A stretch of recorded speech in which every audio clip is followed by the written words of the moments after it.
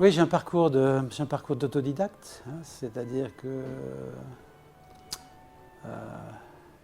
à l'âge de 16 ans, je me suis retrouvé dans l'industrie de la parfumerie.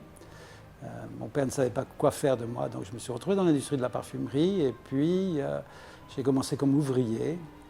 Et c'était un milieu bienveillant, en tout cas un milieu que j'ai aimé et dans lequel je me suis senti tout de suite à l'aise. Et donc ça a été aussi pour moi l'occasion d'avoir des rencontres. Et c'est ces rencontres-là qui m'ont permis d'évoluer dans ce milieu de la parfumerie. Alors le début se fait à Grasse. Ensuite, il y a une école pour la parfumerie qui s'ouvre en Suisse, dans une grosse société qui est la première société industrielle aujourd'hui, qui s'appelle Givaudan. Donc je rentre dans cette école et accompagné de... Donc voilà, me voilà parti en Suisse avec ma femme, mon premier enfant et rentrant dans cette première société de parfumerie. On l'en enseignait à devenir compositeur de parfum.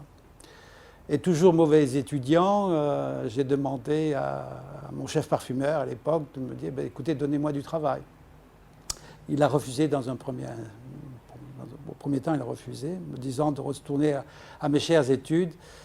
Je suis revenu à la charge et j'ai eu du travail.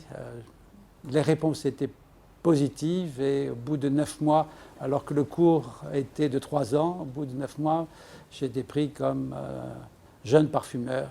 On dit junior parfumeur dans la hiérarchie de la parfumerie. Et ensuite, c'est allé assez vite, puisque quelques années plus tard, je me suis retrouvé aux États-Unis, Paris par la suite. Paris, j'avais 28 ans, et à 28 ans, j'ai créé un parfum qui est toujours un classique aujourd'hui, qui s'appelle First pour Van Cleef & Arpels. Et j'étais un très jeune parfumeur ayant créé un grand classique pour la parfumerie. Donc la suite fait que voilà, j'ai commencé à 28 ans de créer pour des grandes marques de la parfumerie. J'ai fait cela et je continue à faire cela et aujourd'hui je le fais pour Hermès. Ce n'est pas un choix de ma part Hermès, je veux dire, c'est une rencontre Hermès. Hein, c'est une rencontre entre Jean-Louis Dumas qui estimait que la maison Hermès n'avait jamais trouvé sa place dans le parfum. Moi, je me suis trouvé devant une maison et devant un homme, en tout cas devant un homme d'abord qui m'a énormément séduit et avec qui, voilà, il s'est passé quelque chose. C'est une rencontre de personnes. Et ensuite, nous avons longuement discuté, mais quand je dis longuement discuté, on a pris plus d'1 an avant de faire ce choix de mettre un parfumeur à la tête de la parfumerie chez Hermès. Et voilà, c'est la rencontre entre deux personnes, la rencontre entre une personne et une société, et où je retrouvais des choses que j'aimais, en tout cas une manière de penser que j'aimais. Et j'ai besoin d'écrire sur le parfum, parce que c'est un métier qui est mal compris ou méconnu, en tout cas. Il y a eu beaucoup de choses... il y a beaucoup d'erreurs sur le discours de la parfumerie.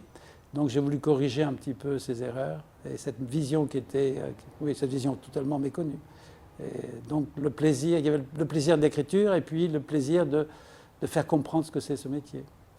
C'est-à-dire qu'aujourd'hui on vend une image auquel on s'identifie plus ou moins et on ne s'aperçoit pas que derrière cette image-là que l'on nous vend, eh bien, il y a des hommes, il y a des femmes, et il y a des gens qui pensent parfum, qui construisent des parfums, qui créent des parfums.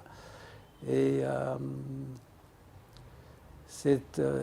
en réaction à ça, j'ai voulu écrire sur le parfum aussi. C'était comme si demain, pour vous vendre un nouveau roman, on allait sortir une nouvelle égérie, et en vous disant, écoutez, voilà le roman, c'est cette égérie-là.